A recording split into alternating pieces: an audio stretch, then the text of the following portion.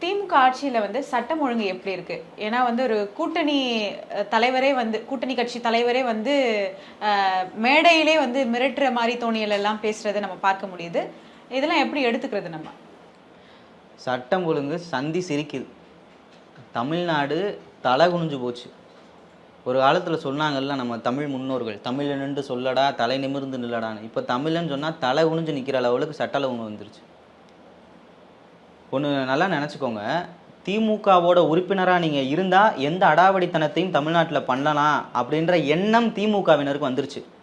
அவங்களுக்கு மட்டுமா இருக்குது அப்படின்னா அதை தாண்டி இப்போது திமுகவினுடைய கூட்டணி கட்சியினருக்கு வந்துருச்சு.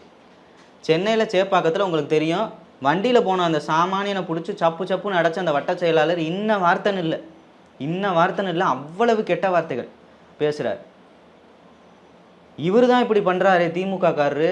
சரி அப்பா ஸ்டாலின் கேட்க முடியாது, சரி விட்டுருவோம் அப்படின்னு பார்த்தா காட்பாடி, வேலூர் மாவட்டம் காட்பாடியில் இவங்க கூட்டணி கட்சி தமிழக வாழ்வுரிமை கட்சியா வேல்முருகன் அவர் ஒரு அறிக்கை விடுறாரு. டிஎஸ்பி அவர் பேர் பழனின்னு நினைக்கிறேன், அவர் பேர் டிஎஸ்பி பழனி அவர்களை சட்டையை கலட்டிட்டு உட்கார வச்சுருவேன் அப்படின்னு திமுகவினுடைய கூட்டணி கட்சியான வேல்முருகன் அவர் சொல்கிறார். இது எவ்வளோ கேவலமாக இருக்குது. அவர் படித்து பாஸ் ஆகி வேலைக்கு வந்திருக்காரு, அரசாங்க வேலைக்கு அதிகாரி. உங்களை மாதிரி அறிவாலயத்தில் கொத்தடிமையாக இருந்து பதவி வாங்கலை, படித்து பதவிக்கு வந்த அதிகாரியை நீ சட்டையை கழட்டுவியா?